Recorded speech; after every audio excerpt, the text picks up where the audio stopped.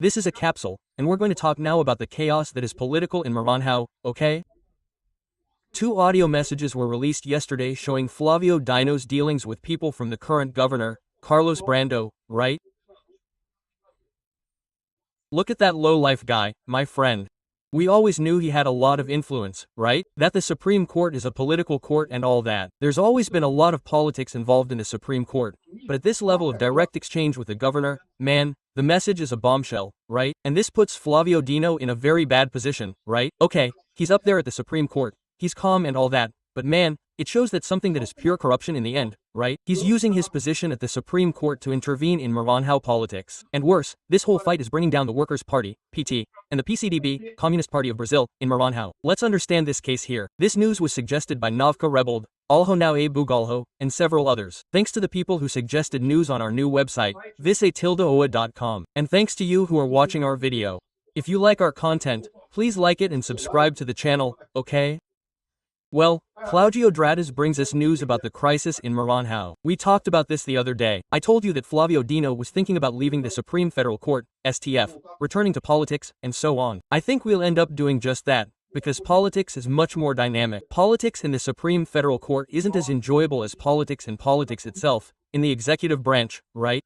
Anyway, and when Flavio Dino left Maranhão, he left Carlos Brando, who was his lieutenant governor at the time, in the same party. Flavio Dino was with the PCDB, Communist Party of Brazil, but later he joined the PSB, Brazilian Socialist Party, right? And Carlos Brando was also a member of the PSB. But then Carlos Brando started fighting with Flavio Dino, right? And then Flavio Dino's pressure on the PT and the PSB was enormous. People abandoned the governor of Maranhão there. So the governor of Maranhão was somewhat isolated in this whole situation. And now, right? Well, we don't know who leaked it.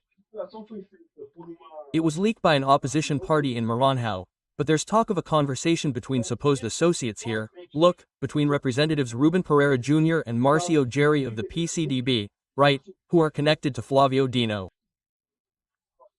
A conversation that was supposedly negotiations with Flavio Dino about this case, this dispute with Carlos Brando, right? So, here, look, in recent days, Maranhão has been plunged into a political crisis after the release of audio recordings of Flavio Dino's allies discussing an alleged agreement between him and his successor, Carlos Brando, with whom he maintains a political rift. According to his allies, the Supreme Court justice allegedly demanded that his political group take over a city hall, the Colinas mayoralty in Maranhão. Colinas is here in Maranhão, okay, but it's in the interior of Maranhão, right? He allegedly made a deal that this mayoralty would be handed over to his group, right? I don't know how it would be handed over, right? Would it mean withdrawing from the 2024 election? It doesn't make sense, right? Or would it mean the mayor resigning and the vice mayor taking over? I don't know how the negotiations are going here. Here, look, and in the recording involving the junior PT member, the congressman appears speaking on Viva Voz during a videotaped phone call. He mentions the need to fulfill the Colinas agreement, right?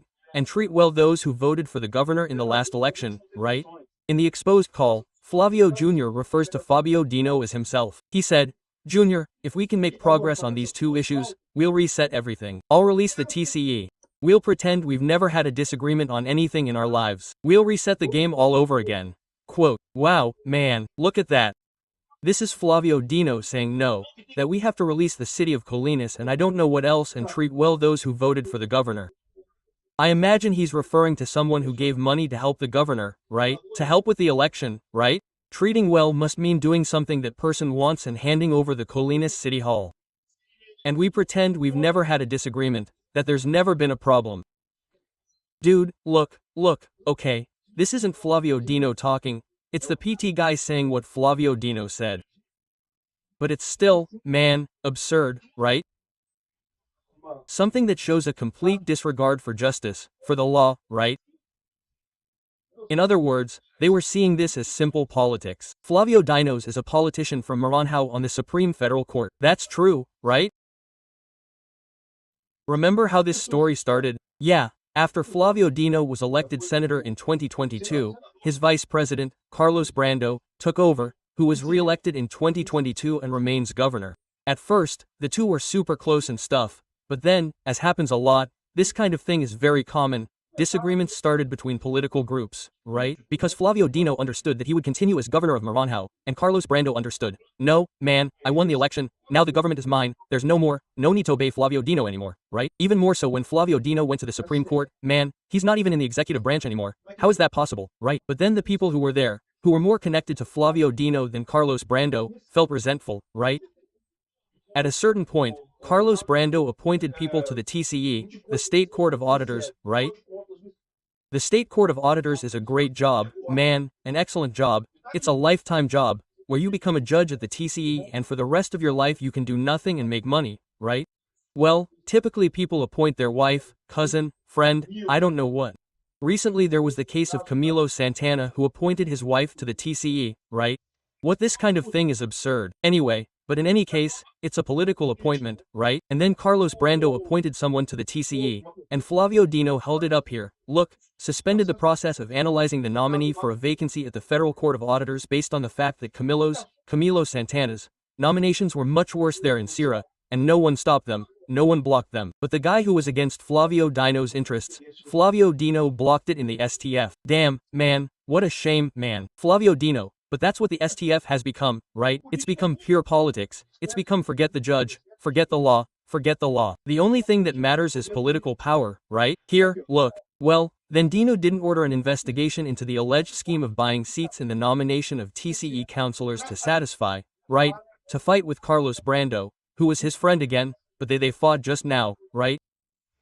And then, this fight has been going on for a long time and all that. But things went downhill now after they released an audio recording of people speaking at the podium and of recorded conversations between deputies from MARANHÁO, right? So, State Deputy Iglesia Moises of the PSB, and the PSB later fought with Carlos Brando. So, Carlos Brando was a member of the PSB, he no longer has a party, the PSB left the government, right? And this deputy here showed in the assembly audio recordings attributed to federal deputies Marcio Jerry and Rubens Pereira Jr. of the PT, right? In addition to reports involving Flavio Dino of the Supreme Court, right? There are two things. Fulfilling the Colinas Agreement and treating well those who voted well for the governor, right? Rodrigo Lago, Carlos Lula, and Flavio Dino said, Julio, if we can make progress on these two things, everything will be over. We can move forward with the TCE and pretend we never disagreed, right? In other words, this is the deal, after all, that Flavio Dino wants to make with Carlos Brando back in the state, right? So they leaked this. And that's because things have already completely collapsed. Everything's already collapsed, right? Here, look. Hey, another audio recording cited by Iglesia is attributed to the former state secretary, Diego Galdino, which mentions a direct conversation with Flavio Dino about an alleged political deal involving Colinas. I spoke to Flavio last week, then he spoke to me personally and said, I'll tell you here, Galdino, talk to Felipe, talk to Brando, that I only want to talk about hills. I only care about hills. Forget about barriers, forget about other things. If they make a gesture to me, who will be with me over the hills to avoid any trouble, I just want them to keep the Colinas Agreement. I'm not abusing it. I'll give up Barreirinhas. Barreirinhas is this other city in MARANHÁO, right? So, in other words, man, this is politics at its most underhanded. AC. According to Iglesia, the audios and messages indicate a political legal scheme aimed at pressuring Governor Carlos Brando to redefine his positions of power in the state executive branch.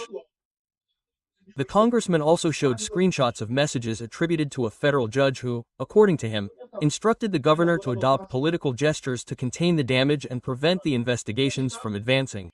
What investigations? These investigations here that Flavio Dino ordered the federal police to investigate this case there in MARANHÁO, right? In other words, the fight is open, right? Brando needs to calm down and curb his brother's stupid arrogance. A few investigations to blow up, that'll drag him into the mud. Either he goes for damage control, or he doesn't make it to April, remove his brother from the government, and hand over departments to the Workers' Party, PT, announce he's running for senator and that Felipe Camarão will take over as part of a broad coalition, and remove relatives from the government. In other words, what are they trying to do here, right? Carlos Brando removed the PT members from the government, right? He wants to put his brother in the government. So what do they want? What does Flavio Dino want? He wants him to remove Carlos Brando's brother from the government, hand over departments to the Workers' Party, PT, announce he's running for senator and that Felipe Camarão, who is now vice governor and a member of the Workers' Party, PT, will take over as part of a broad coalition, and remove relatives from the government. In other words, Flavio Dino wants the guy to bring back Flavio Dino's power group to the government. Carlos Brando removed Flavio Dino's power group from the government. What is a power group? Political appointees, right? There were a lot of people in the secretariat who were from the Workers' Party, PT, the Socialist Party, PSB, and those connected to Flavio Dino. Now, all these people were removed by Carlos Brando, the current president or governor of Maranhão, right? State Representative Ignacio Moises also brought up information when he stated that employees from CINFRA, the Infrastructure Secretariat, right, who are currently facing fraud charges, an internal system to incriminate Marcos Brando, Carlos Brando's brother. They were actively involved in PCDB election campaigns during. So, everyone was part of the same group, but then this fight broke out, right? That's the confusion. So, what happened? Jerry, who's from the PT, broke with the Maranhão government and confirmed the secretary's departure after the recordings were released. The PSB left, announced their departure from the Brando administration, remember? Brando was a member of the PSB in Maranhão. The PSB left the government, right? He's now without a party. And here, look, having broken with Dino, governor of Maranhão, he's messing up the PT's game for 2026. The big problem in this whole story is precisely this PT's fight to keep Maranhão. The PT wanted the governorship of Maranhão for the first time, right? Felipe Camarão, who is now the vice governor, would be the one supported by the entire group for the governorship in 2026. And this caused such a mess that Lula went to Maranhão to try to bring together allies of Dino and the governor. In other words, Lula, went to Maranhão to try to talk to everyone, reach a consensus and so on. Here, look, Lula's office has already scheduled a meeting between the former president and Governor Carlos Brando. Lula is trying to resolve the issue there. Why? What's the big problem they have there? Eduardo Braide leads the way for the governor of Maranhão. Who is Eduardo Braide? Eduardo Braide of the PSD, currently mayor of São Luís. And some people say he's a Bolsonaro supporter, okay? I confess I don't know him. But he's from the PSD. The PSD may not be right-wing, but at least it's not left-wing either. That's already a step forward in terms of Maranhão, right? So here it is. Going by scenarios, Braide has 36% of voting intentions, compared to 22% for Orleans Brando, who is Carlos Brando's nephew, who would be the best placed here. Look, it's here, you can see it easily here. Look. So, who's leading right now? Okay, truth be told, we're still a year away from the elections, so there's still a lot of water under the bridge. Yeah, a lot of this can still change, right? But look, Eduardo Braide of the PSD is winning handily, 36%. Orleans Brando is Carlos Brando's candidate, not Flavio Dino's. Flavio Dino's candidate is here, look, Felipe Camarão, from the Workers' Party, PT, with 7%. So, that's the problem, right? Orleans Brando would be ahead of Felipe Camarão. There's also the guy from Novo here, look, Bonfim from Novo is in third place with a good chance here, right? So, this fight between Orleo Brando and the PSB was also in the fight. He was connected to Carlos Brando, he's Carlos Brando's nephew. And then, the PT and Flavio Dino want him to abandon his candidacy to help Felipe Camarão and are threatening to impeach Carlos Brando there in Maranhão. They tried to make a stand, they tried to get together, vote on the presidency of the Chamber of Deputies from the Maranhão State Assembly to impeach Carlos Brando, but it didn't work. It was 50-50, half and half, in other words, they couldn't do it. Man, it's a beautiful mess, because you see, this fight between Flavio Dino and Carlos Brando is helping the right man. It's helping Eduardo Braide of the PSD here and it's helping Lacio Bonfim of the Novo here, who are growing in this story. It's risky to get to 2026 and this whole thing here. Look, if the PT guy leaves, if Felipe Camarão leaves, Orleans Brando gains a little more power and muscle here, but he doesn't gain much, right? In other words, this whole mess is great for us because it could bring Maranhão a little further to the right, if not to the real right, at least to the center-right or center-right. It's already an improvement in relation to the left. And another thing, right? This is throwing an incredible amount of mud at Flavio Dino. If anyone had any expectations that Flavio Dino would turn around, become a judge, stop being a politician, turn the key and become a judge and so on, you can turn off your little switch because it's not going anywhere, right? And there's still a lot of fighting here. After recordings, Brando accuses the socialist communists of blackmail and non-republican bargaining, which is true, right? What's happening here? And they still throw a huge amount of mud at Dino, right? Showing that the Supreme Federal Court isn't serious, right? And although this doesn't change anything, right? Well, impeaching Dino now might be easier, right? We might be able to play up the idea that Dino is playing politics in Maranhão. If we have more proof of this, then we'll already have a path to impeach Dino. And remember, It might be easier to impeach Dino than Alexander Moraes, because there are a lot of senators and representatives pissed off at him because of those amendments, right? The issue of blocking amendments from the Lula administration. So, I don't know, huh? I think Dino could be in a difficult situation with this. Thanks for watching the video until the end. In addition to liking, sharing, and subscribing to the channel, consider becoming a sponsor with fees starting at $1.99. Click the Become a Member button below to learn about the conditions and benefits of sponsoring the channel.